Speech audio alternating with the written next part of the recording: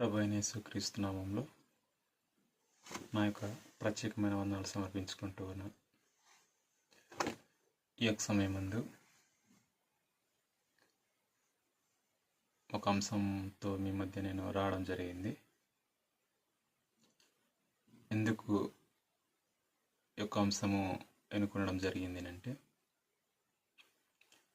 మనము నమ్ముకున్న దేవుడు ఒక్కడే, అందరి చేతుల్లో ఉన్నటువంటి గ్రంథము ఒక్కటే. మనము నమ్ముకున్న దేవుడు ఒక్కడే అయినప్పుడు, మనము చదువుతున్నటువంటి గ్రంథము ఒకటే అయినప్పుడు, బోధలు కూడా ఒకటిగానే ఉండాలి. బోధ అన్నది కూడా ఒకటిగానే ఉండాలి. ఆ బోధ అపోస్తుల బోధ అయి ఉండాలి. ఆ యొక్క అపోస్తుల యొక్క బోధ బోధించే ప్రతివాడు కూడా తాను ఆలోచన చేస్తూ బోధించవలసిన అవసరం ఎంతైనా ఉంది. నేను బోధిస్తున్నది అపోస్తుల బోధయేనా? అపోస్తుల బోధയെ బోధిస్తున్నానా? లేదా అపోస్తుల బోధను పక్కన పెట్టి నేను వేరొక బోధను బోధిస్తున్నానా? బోధించే ప్రతివాడు కూడా తాను బోధిస్తున్న యొక్క బోధన గురించి సరైనటువంటి అవగాహన కలిగి ఉండవలసిన అవసరం ఎంతైనా ఉంది. అలాగే వింటున్న ప్రతివాడు కూడా నేను వింటున్నది అపోస్తుల బోధయేనా? అపోస్తుల బోధనే నేను వింటున్నానా? అపోస్తుల బోధ ప్రకారంగా నేను నడుచుకుంటున్నాను. మా యొక్క విశ్వాస జీవితము అపోస్తుల బోధ ప్రకారంగా నేను కట్టుకుంటున్నానా లేదా? నేను వింటున్నది అపోస్తుల బోధయా కాదా అన్నది వింటున్న ప్రతి ఒక్క శ్రోతలు కూడా ఏం చేయాలి అంటే, తాను ఆలోచన చేస్తూ తన యొక్క విశ్వాస జీవితాన్ని అపోస్తుల బోధ యొక్క క్రమంలో మలుచుకోవలసిన అవసరత ప్రతి వారికి ఉంది. ఎందుకనంటే గ్రంథంలో చెప్పబడింది అపోస్తుల బోధ కాబట్టి ఈ యొక్క దినమందు అపోస్తుల బోధ యొక్క అవసరతలను గురించి మీ మధ్య నేను పంచుకోవాలని ఆశపడుతూ ఉన్నాను. అపోస్తుల బోధ అన్నది మనము తెలుసుకునే ముందుగా అపోస్తులు అంటే ఎవరు? అపోస్తులు అంటే ఎవరు? గ్రంథంలో ఎన్ని రకాలైనటువంటి అపోస్తులు ఉన్నారు? అపోస్తులు అంటే అర్థం ఏమిటో మీ మధ్య నేను వివరించి, గ్రంథం చెప్పబడినటువంటి అపోస్తులు ఎన్ని రకాలైన అపోస్తులు ఉన్నారు, గ్రంథము ఎన్ని రకాలైన అపోస్తులు ఉందో ఆ యొక్క విషయాలను మీ మధ్య నేను పంచుకుంటాను. నెంబర్ 1, అపోస్తులు అంటే ఎవరు? అపోస్తులు అంటే ఎవరు? అపోస్తులు అనే ఆ యొక్క మాటకు అర్థం ఏమిటి అన్నది మనము గ్రహించడానికి మనము పూనుకుందాం. యోహాను సువార్త 13వ అధ్యాయము, యోహాను సువార్త 13వ అధ్యాయము 16వ వచనంలో, యోహాను సువార్త 13వ అధ్యాయం 16వ వచనంలో ఈ విధంగా వ్రాయబడి ఉంది. చదువుదాం ఒకసారి. యోహాను సువార్త 13వ అధ్యాయము 16వ వచనంలో, దాసుడు తన యజమానుని కంటే గొప్పవాడు కాడు, పంపబడిన వాడు తను పంపిన వాని కంటే గొప్పవాడు కాడని మీతో నిశ్చయంగా చెప్పుచున్నాను అని వ్రాయబడింది. ఇందులో మనము సరిగ్గా మనసు పెట్టి ఆలోచన చేయగలిగితే, సరిగ్గా మనసు పెట్టాలి. 16వ వచనం మరొకసారి చదువుతున్నాను. దాసుడు తన యజమానుని కంటే గొప్పవాడు కాడు, పంపబడినవాడు. అక్కడ పుట్నోటేసి కింద మూల భాషలో ఏమనుస్తున్నాడు అంటే అపోస్తులుడు. అపోస్తులుడు అంటే అర్థం ఏమిటి అంటే పంపబడినవాడు. పంపబడినవాడు అనే యొక్క అర్థం మనం గ్రహించాలి. అపోస్తులుడు, అపోస్తులుడు అంటే పంపబడినవాడు. అపోస్తులులు అంటే పంపబడిన వారు. అపోస్తులుడు అంటే ఒకని గురించి చెప్తున్నట్టుగా అపోస్తులుడు అంటే ఒకడే, పంపబడినవాడు. అపోస్తులులు అనేసి అంటే పంపబడిన వారు అంటే ఒకరికంటే ఎక్కువ మంది. కాబట్టి అపోస్తులులు అంటే అర్థం ఏమిటంటే పంపబడిన వారు. ఎలా పంపబడిన వారు అంటే అధికారము ఆదేశింపబడి పంపబడిన వారు అని మనం ఈ యొక్క సందర్భాన్ని బట్టి మనం గ్రహించగలం. సరి గమనించండి. అపోస్తులు అంటే అర్థం ఏమిటి అంటే పంపబడిన వారు. పంపబడిన వారు మాత్రమే అపోస్తులు. ఎలాగూ పంపబడిన వారు అంటే అధికారము ఆదేశింపబడి, అధికారము ఆదేశింపబడి పంపబడిన వారని మనం గ్రహించాలి. అధికారం ఇచ్చి పంపిన వారే అపోస్తులు. మొదటి ప్రశ్నకు సమాధానము మనకు దొరికింది. అపోస్తులు అంటే ఎవరు అంటే పంపబడిన వారు. అధికారముచే ఆదేశింపబడి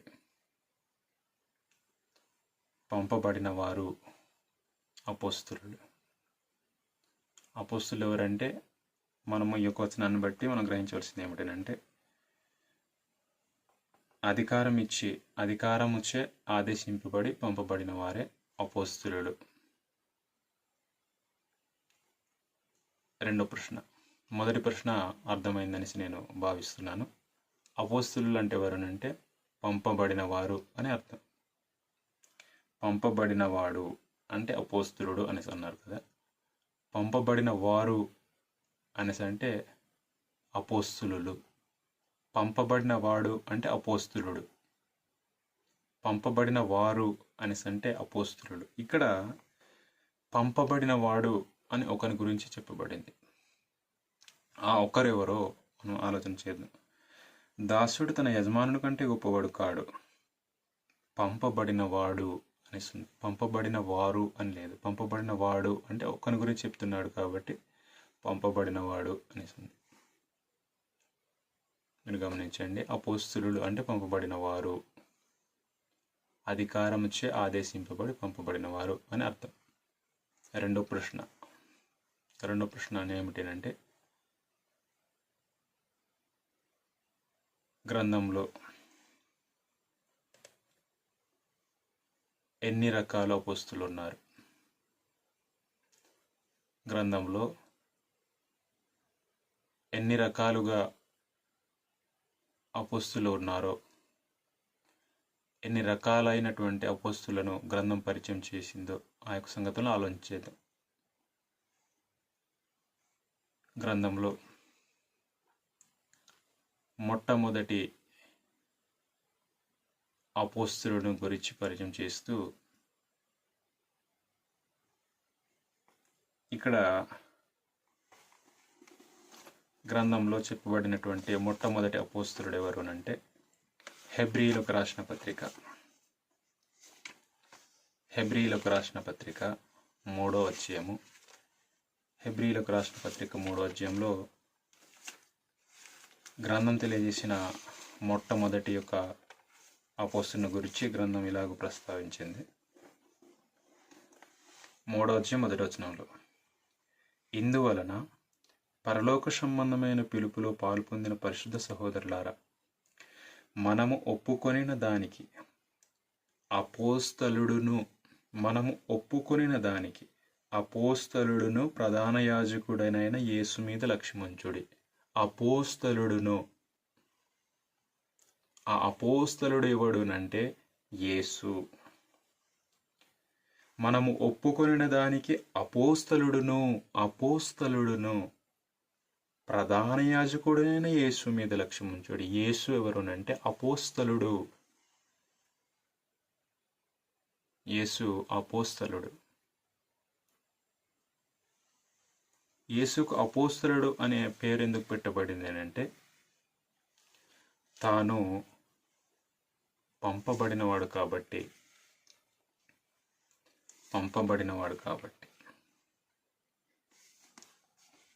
ఎక్కడి నుంచి ఎక్కడికి పంపబడినవాడునంటే పరలోకము నుంచి భూలోకమునకు పంపబడినవాడు. ఎక్కడి నుంచి పంపబడినవాడు అంటే యోహాను సువార్త 10వ అధ్యాయం. యోహాను సువార్త 10వ అధ్యాయము 36వ వచనంలో. యోహాను సువార్త 10వ అధ్యాయము 36వ వచనంలో, అందుకు వాడు, ప్రభువా, యోహాను సువార్త 10వ అధ్యాయము 36వ వచనం, తండ్రి ప్రతిష్ఠిత చేసి ఈ లోకంలోనికి పంపిన వానితో, తండ్రి ప్రతిష్ఠిత చేసి ఈ లోకములోనికి పంపిన వానితో నీవు దేవదూషణ చేయుచున్నావని చెప్పుదురా. యేసు ప్రభు ఏమని అంటున్నాడు అంటే తన గురించి చెప్పుకుంటూ, తండ్రి ప్రతిష్ఠిత చేసి ఈ లోకమునకు పంపిన వానితో అంటే నాతో నీవు దేవదూషణ చేయుచున్నావని చెప్పుదురా. తండ్రి నన్ను ప్రతిష్ఠిత చేసి లోకానికి పంపించారు అనే ఒక సత్యాన్ని ప్రభువైన యేసుక్రీస్తు మాట్లాడుతున్నాడు. తండ్రి ఇక్కడ ప్రతిష్ఠిత చేసి అంటే పరలోకంలో ప్రతిష్ఠిత చేసి లోకానికి పంపించారు. అలా పంపితే పంపబడిన వాడే యేసుక్రీస్తు. ఆ పంపబడిన వాడినే అపోస్తలుడు అని గ్రంథం తెలియజేసింది. ఎక్కడి నుంచి ఎక్కడికి పంపించాడు అంటే పరలోకమందు దేవుని యొక్క సముఖంలో ప్రతిష్ఠిత చేసి లోకమునకు పంపించాడు. లోకమునకు వచ్చిన యొక్క యేసుక్రీస్తు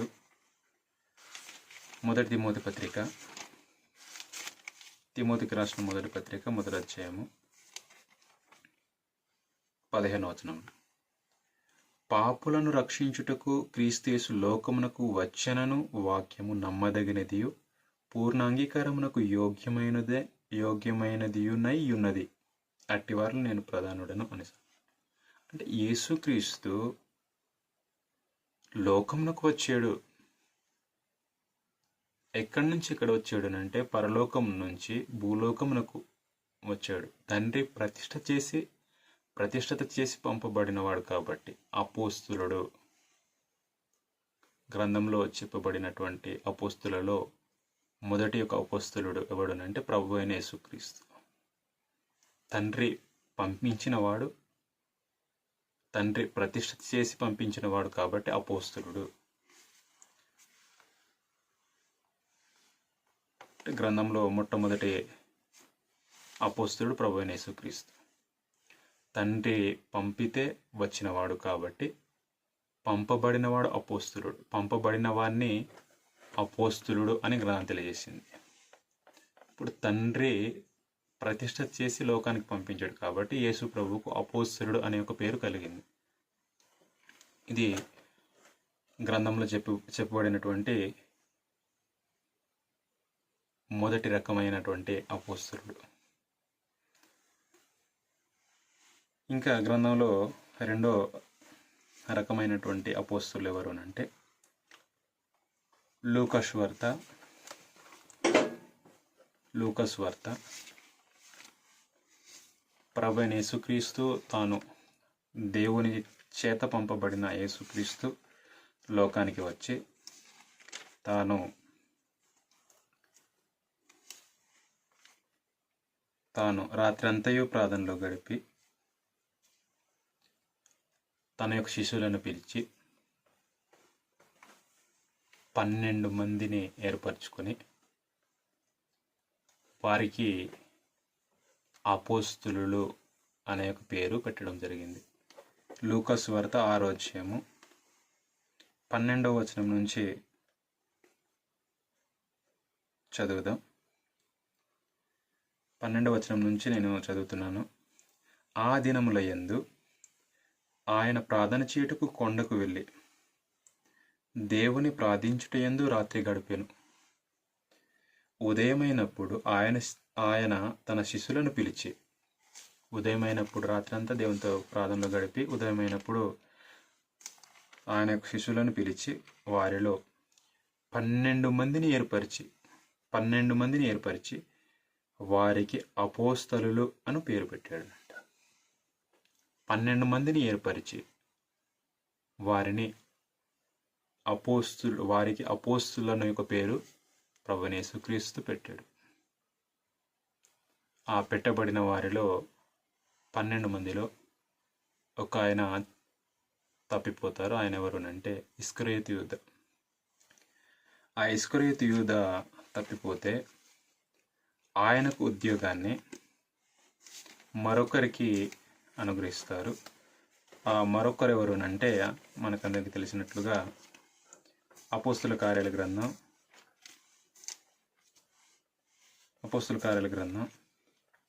మొదటి అధ్యాయము 23వ వచనంలో, అప్పుడు వారు యాస్తు అను మారు పేరు గల బర్షబ అనబడిన యోసేపు మత్తయి అను ఇద్దరిని నిలవబెట్టి ఇట్లని ప్రార్థన చేసిరి.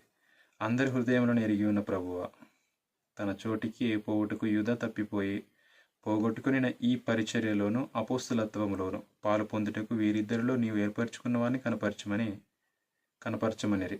అంతటా వారు వీరిని గూర్చి చీట్లు వేయగా మత్తయి పేరిట చీటి వచ్చిన గనుక అతడు 11 మంది అపోస్తులతో కూడా లెక్కింపబడింది. కాబట్టి మనం గుర్తించాల్సింది ఏమిటంటే, ప్రభువైన యేసుక్రీస్తు 12 మందిని ఏర్పరిచి వారికి అపోస్తులని పేరు పెట్టాడు. ఆ అపోస్తులలో ఒక ఆయన ఇస్కరియోతు యూద తప్పిపోతాడు, ఉరేసుకుని చనిపోతాడు. ప్రభువైన యేసుక్రీస్తుని అప్పగించి ఉరేసుకుని చనిపోతాడు. చనిపోయిన తర్వాత మత్తయిని యూద యొక్క స్థానంలో తాము ఏర్పరచుకుంటారు.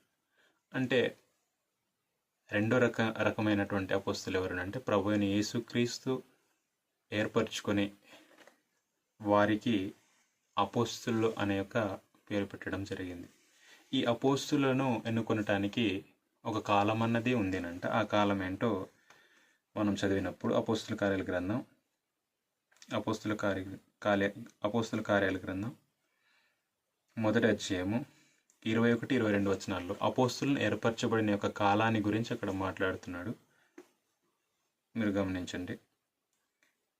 అపోస్తుల కార్యాల గ్రంథం మొదటి అధ్యాయం 21వ వచనం నుంచి చదివినప్పుడు, కాబట్టి యోహాను బాప్తిసం ఇచ్చినది మొదలుకొని ప్రభు అయిన యేసు మన యుద్ధ నుండి పరమునకు చేర్చుకునబడిన దినము వరకు ఆయన మన మధ్య సంచరించుచుండిన కాలమంతయు,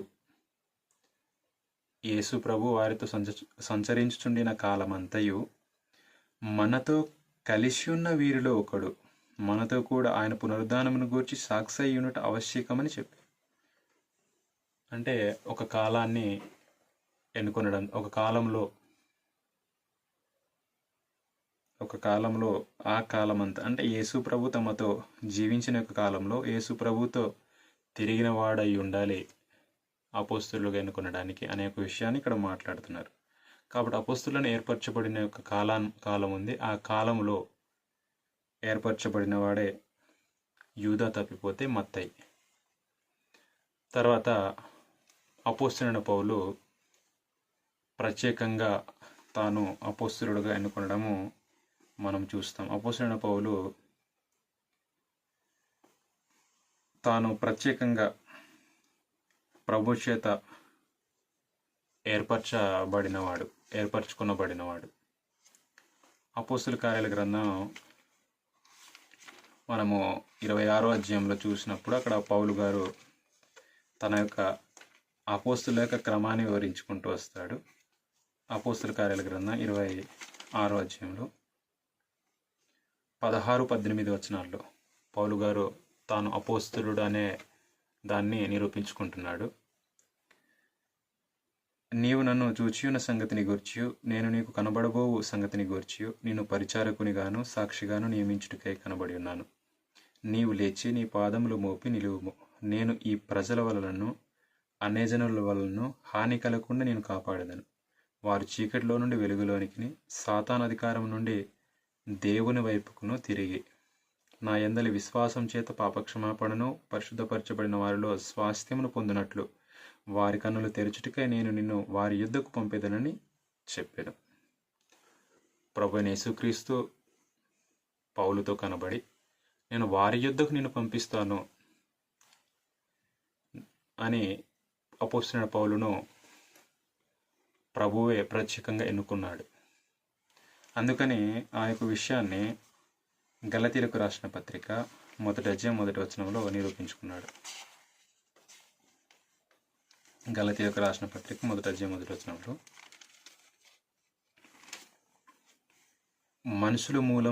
మనుషుల మూలముగానైనను ఏ మనుషుని వలనైనను కాక యేసుక్రీస్తు వలనను ఆయనను మృతుల్లో నుండి లేపిన తండ్రి అయిన దేవుని వలనను అపోస్తలుడుగా నియమింపబడిన పౌలను నేను. గమనించండి, ఆయన మృతుల్లో నుండి లేపిన తండ్రి అయిన దేవుని వలనను అలాగనే యేసుక్రీస్తు వలనను అపోస్తలుడుగా నియమింపబడిన పౌలను నేను. అంటే దేవుని వలన యేసుక్రీస్తు వలన అపోస్తలుడుగా నియమింపబడ్డాను అనే ఒక విషయాన్ని పౌలు గారు రుజువు చేసుకుంటున్నారు. మీరు గమనించండి,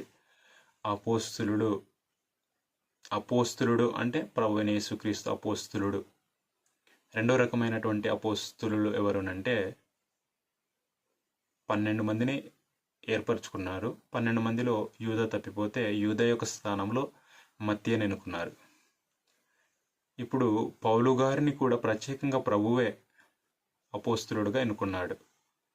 ఎన్నుకొని నేను అన్యజనుల మధ్యకు నిన్ను పంపిస్తాను, నువ్వు అన్యజనులకు అపోస్తలుడుగా నీకు నియమిస్తున్నాను అని ప్రభువే తనను ఎన్నుకున్నట్టుగా క్రీస్తు వలన తండ్రి అయిన దేవుని వలన నేను అపోస్తలుడుగా నియమింపబడ్డాను అని పౌలు గారు రుజువు చేసుకున్నారు. కాబట్టి అపోస్తలులు అనగా 12 మంది ప్లస్ అపోస్తలుడైన పౌలు 13 మంది. 13 మంది మాత్రమే అపోస్తలులు. ఈ అపోస్తలులు ప్రభువు ఏదైతే తండ్రి యొద్ద నుంచి ఏ సమాచారం కొరకు పంపబడ్డాడో ఆ యొక్క సమాచారాన్ని ఈ 13 మందికి ఏం చేశాడు అంటే ప్రభువు తాను ఏదైతే తండ్రి యొద్ద నుంచి తీసుకొచ్చిన సమాచారం ఏదైతే ఉందో ఆ సమాచారాన్ని తాను ఏర్పరచుకున్న యొక్క అపోస్తులకు అప్పగించాడు. తాను అప్పగించాను అనే యొక్క సంగతిని చాలా స్పష్టంగా మాట్లాడతాడు. ఆ యొక్క విషయాన్ని చదువుతాం. యోహాను సువార్త 17వ అధ్యాయం.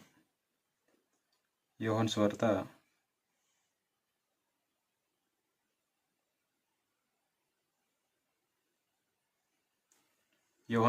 17వ అధ్యాయం తన యొక్క ప్రార్థనలో ఈ యొక్క సత్యాన్ని తాను తెలియపరుస్తాడు. యోహాను సువార్త 17వ అధ్యాయము 6వ వచనం నుంచి చదువుతున్నాను. 6వ వచనం నుంచి, లోకం నుండి నీవు నాకు అనుగ్రహించిన మనుషులకు అంటే అపోస్తులకు నీ నామమును ప్రత్యక్షపరిచితిని. వారు అంటే అపోస్తుల్లో నీ వారై ఉండిరి అంటే దేవుని వారై ఉన్నారు. నీవు వారిని నాకు అనుగ్రహించితివి, వారు నీ వాక్యము గైకొని ఉన్నారు. 7వ వచనం చాలా జాగ్రత్తగా మీరు గమనించాలి. 7వ వచనం, నీవు నాకు అనుగ్రహించిన మాటలు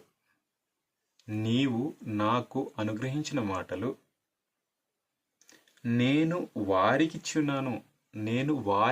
ఎవరికి? తాను ఎవరినైతే తాను 12 మందిని ప్లస్ 13 ఈ 13 మందిని ఎన్నుకున్నాడో ఈ ఎన్నుకున్న వారిని అపోస్తులని పేరు పెట్టాడు. ఈ అపోస్తులకు దేవుని యొక్క మాటలను ఏం చేసాడునంటే ఇచ్చాడునంట. నీవు నాకు అనుగ్రహించిన మాటలు నేను వారికి ఇచ్చి ఉన్నాను.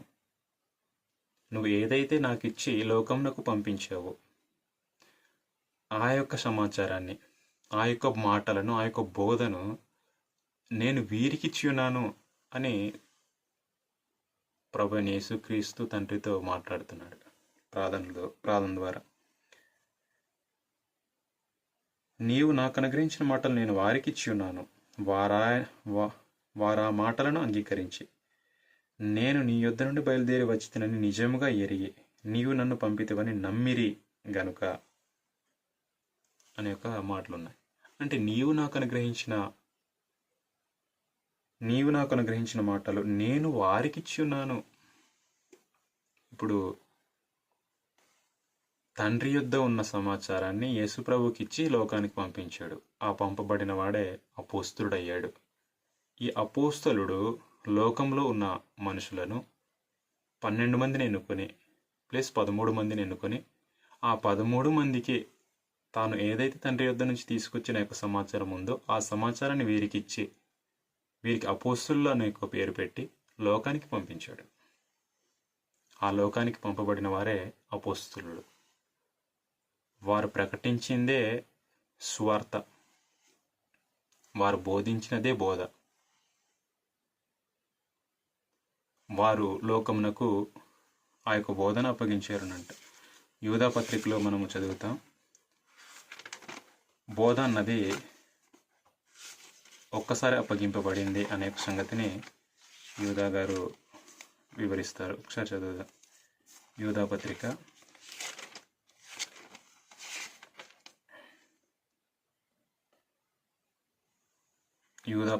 3వ వచనం. ప్రియులారా, మనకందరికి కలిగిన రక్షణను గురించి మీకు రాయవలనని విశేషాసక్తి గల వాడనే ప్రయత్నపడుచుండగా పరిశుద్ధులకు ఒక్కసారే అప్పగింపబడిన బోధ నిమిత్తము మీరు పోరాడవల్లని మిమ్మల్ని వేడుకొనుచు వ్రాయవలసి వచ్చును. ఒక్కసారి అప్పగింపబడింది. ప్రభువైన యేసు తాను 12 మందిని ఎన్నుకొని 13 మందిని ఎన్నుకొని పౌలుతో 13 మందిని ఎన్నుకొని వారికి అప్పగించింది ఏమిటనంటే బోధ. నీవు నాకిచ్చిన మాటలు నేను వారికి ఇచ్చి ఉన్నాను. ఆ యొక్క బోధ ఏదైతే యేసు ప్రభు అప్పగించాడో అప్పగించిన యొక్క బోధ నిమిత్తము పోరాడాలేనంట. పరిశుద్ధులకు ఒకసారి అప్పగింపబడిన బోధ నిమిత్తము మీరు పోరాడవాలని మిమ్మల్ని వేడుకొనుచు రాయవలసి వచ్చిన. అంటే బోధ అన్నది ఒకసారి అప్పగింపబడింది, అది అపోస్తులకు అప్పగింపబడింది. కాబట్టి ప్రతి వారు కూడా ఒక్కసారి అప్పగింపబడినటువంటి బోధ, అపోస్తులు బోధించిన యొక్క బోధ, ఆ అపోస్తుల బోధ ప్రకారంగా ప్రతి వారు కూడా నడుచుకోవాలి. అపోస్తుల బోధనే బోధించాలి. అపోస్తుల బోధ ప్రకారంగా అనుసరించాలి. వింటున్న ప్రతి వాడు కూడా నేను అపోస్తుల బోధ వింటున్నాను, బోధించే ప్రతి వారు కూడా నేను అపోస్తుల బోధనే బోధిస్తున్నాను. ప్రతి వారు కూడా జాగ్రత్తగా తెలుసుకోవాల్సిన అవసరం ఉంది. ఇది 2వ రకమైనటువంటి అపోస్తులు. ఇంకా గ్రంథంలో 3వ రకమైన అపోస్తుల గురించి కూడా వివరించడం జరిగింది. 3వ రకమైన అపోస్తుల గురించి మనం చదువుదాం. కొరింథీయులకు రాసిన 2వ పత్రిక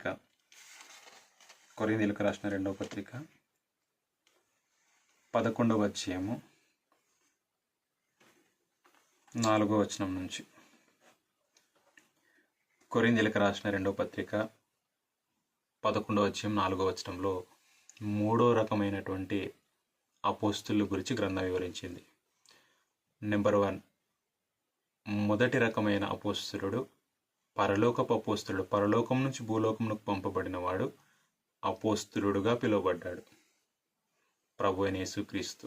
యేసు పరలోకపు అపోస్తులుడు, పరలోకం నుంచి పంపబడిన వాడు కాబట్టి పరలోకపు అపోస్తులుడు. యేసు ప్రభు ఎన్నుకున్నవారు అపోస్తులు 13 మంది. 12 మందిని ఎన్నుకున్నాడు. ప్రభువును తర్వాత ప్రత్యేకంగా తాను ఎన్నుకొనబడిన యొక్క దాని గురించి చదువుకున్నాం. కాబట్టి అపోస్తులు ఈ యొక్క 13 మంది అపోస్తులు. ఇంకా 3 రకమైన అపోస్తుల గురించి గ్రంథం వివరించింది. ఆ 3 రకమైన అపోస్తులు ఎవరు అంటే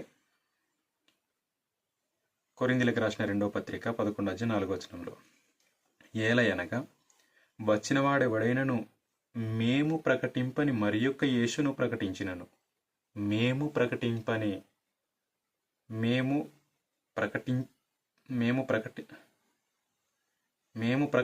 మరి యొక్క యేసును ప్రకటించినను, అంటే అపోస్తులు ప్రకటించిన యేసును మరి యొక్క యేసును ప్రకటించిన ఎడల, మేము ప్రకటింపని మరి యొక్క యేసును ప్రకటించినను, లేక మీరు పొందని మరి యొక్క ఆత్మను మీరు పొందినను, మీరు అంగీకరింపని మరి యొక్క సువార్తను మీరు అంగీకరించినను, మీరు వారిని గురించి సహించుట యుక్తమే.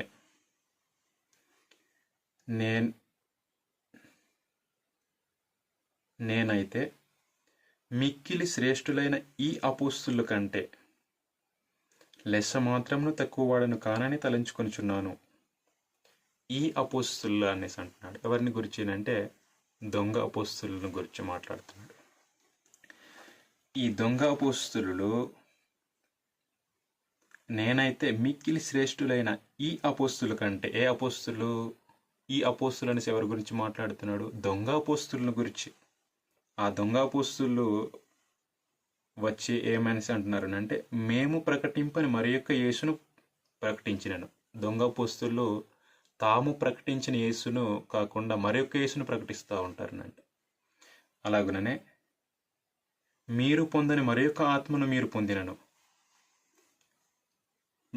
మేము పొందని మరి యొక్క ఆత్మను, మీరు పొందని మరి యొక్క ఆత్మను మీరు పొందినను, మీరు అంగీకరింపని మరి యొక్క సువార్తను మీరు అంగీకరించినను, మీరు వారిని గురించి సహించుట యుక్తమే. నేనైతే మిక్కిలి శ్రేష్ఠులైన ఈ అపోస్తుల కంటే లెస్స మాత్రం తక్కువ వాడను కానని తలంచుకొనుచున్నాను. అంటే దొంగ అపోస్తులు ఉన్నారు. ఇక్కడ మీరు ఒక విషయం గుర్తించాలి. మీరు పొందని మరి యొక్క ఆత్మను మీరు పొందినను అనేసి అన్నాడు. ఆత్మ అనే యొక్క పదప్రయోగాన్ని 2 విధాలుగా ప్రయోగించడం జరిగింది. ఒకటి బాప్తిస్మము ద్వారా పొందుకున్న యొక్క ఆత్మను గురించి మాట్లాడతాడు. రెండవది బోధను ఉద్దేశించి కూడా ఆత్మ అనే యొక్క విషయాన్ని మాట్లాడతాడు. ఒకసారి మీకు దీన్ని వివరిస్తాను, చూడండి. మొదటి యోహాను పత్రిక 4వ అధ్యాయము 1వ వచనంలో మీరు పొందని మరి యొక్క ఆత్మను పొందినను అనే పదాన్ని అక్కడ వాడాడు. కాబట్టి ఆ ఆత్మ 2 విధాలుగా ప్రయోగించబడింది.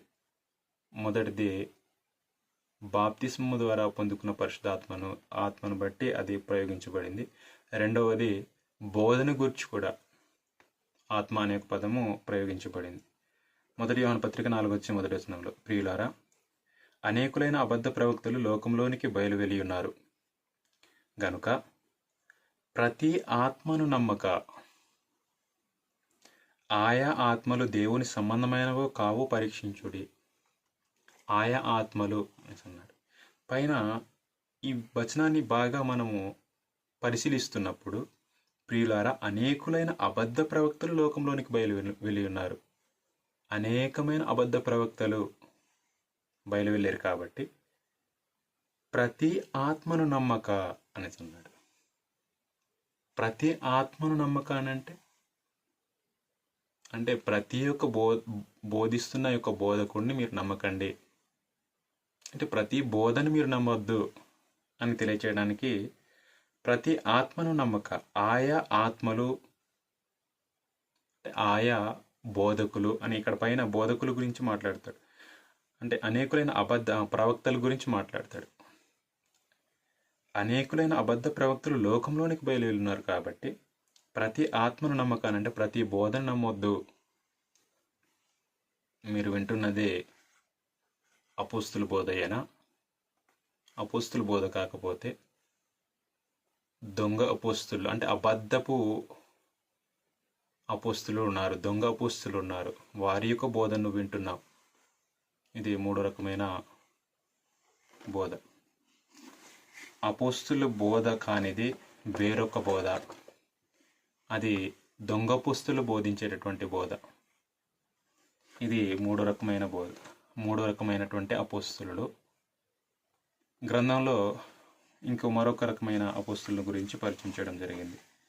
యోహాను సువార్త, అపోస్తుల కార్యాల గ్రంథం 13వ అధ్యాయం. 4 రకమైనటువంటి అపోస్తులు. అపోస్తుల కార్యాల గ్రంథం 13వ అధ్యాయము మొదటి వచనం నుంచి చదువుతాం. మొదటి వచనం నుంచి.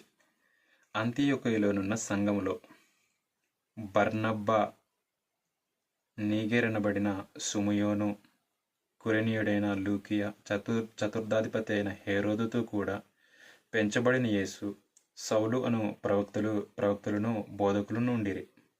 ఎక్కడనంటే అంతియొక సంఘంలో ఎవరున్నారు? బోధకులు ఉన్నారు. వారు ప్రభువును సేవించుచు ఉపవాసం చేయుచుండగా పరిశుద్ధాత్మ, నేను బర్నబాను పౌలును పిలిచిన పని కొరకు వారిని నాకు ప్రత్యేకపరచుడని వారితో చెప్పాను. అంతటా వారు ఉపవాసం ఉండి ప్రార్థన చేసి వారి మీద చేతులుంచి వారిని పంపిరి. సంఘంలో నుంచి పంపబడ్డారు. ఎవరునంటే బర్నబ్బా, తర్వాత సౌలు. సంఘము ద్వారా పంపబడ్డారు కాబట్టి వారిని ఉద్దేశించి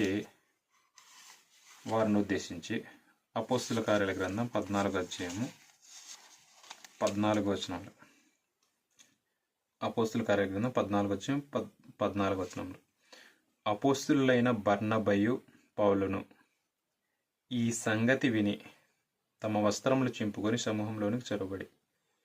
అంటే ఇద్దరు లేరు, సంఘంలో నుంచి పంపబడిన వారు ఇద్దరు, బర్నబ్బా, సౌలు అనబడినటువంటి పౌలు.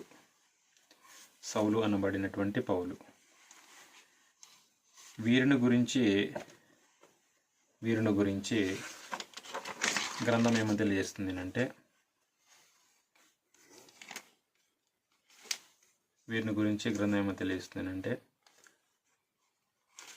అపోస్తులు, సంఘపు అపోస్తులుడు అనేటటువంటి అర్థాన్ని మనం చదువుతాం. కొరింథీయులకు రాసిన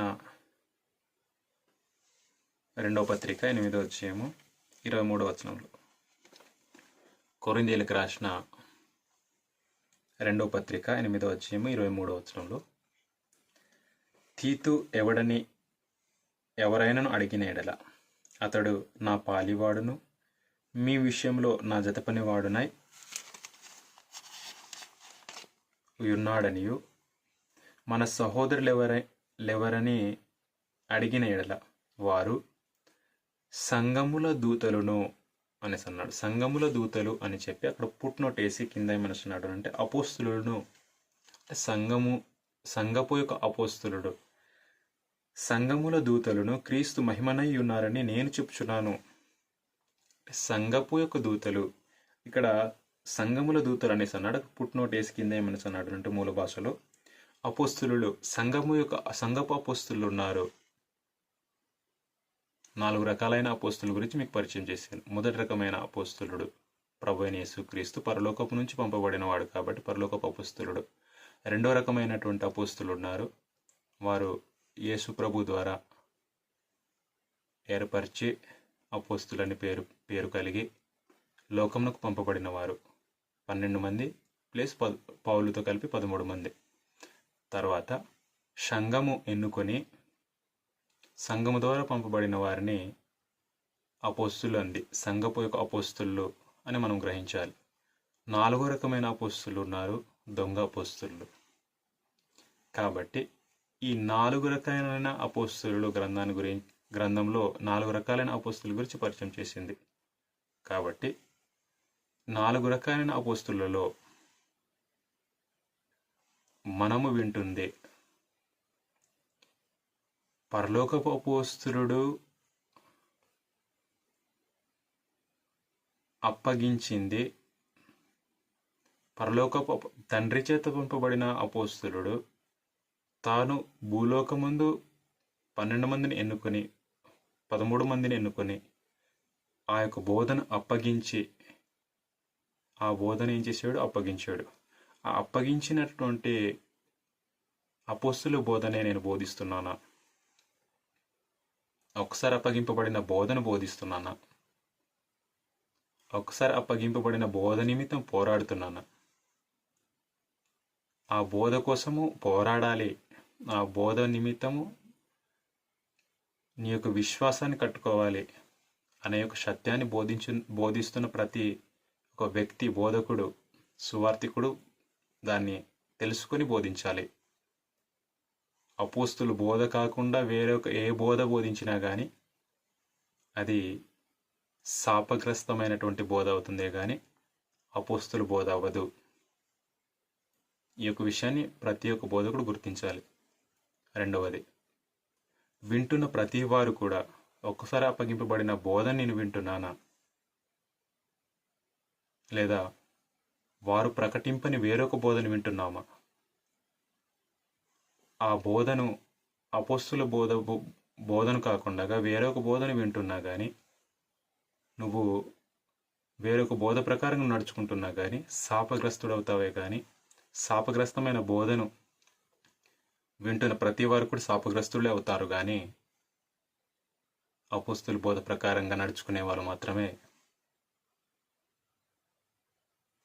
తాము ఈ యొక్క బోధ ఎక్కడి నుంచి ఎక్కడ వచ్చిందో ఆ యొక్క బోధ పరలోకం నుంచి యేసు ప్రభు తీసుకొచ్చి అపోస్తులకు అప్పగించాడు. కాబట్టి పరలోకం నుంచి వచ్చిన బోధ కాబట్టి ఆ బోధ ప్రకారంగా నడుచుకునే ప్రతి వాడు కూడా పరలోకంలో చేరుకోవడానికి అవకాశం ఉంటుంది. ఆ బోధ కాకుండా వేరొక బోధను అనుసరించేవాడు పరలోకానికి వెళ్ళలేడు అనే ఒక సంగతిని ప్రతి వారం కూడా గుర్తించి అపోస్తుల బోధ యొక్క ప్రాముఖ్యతను ప్రతి వారు కూడా గుర్తించాలని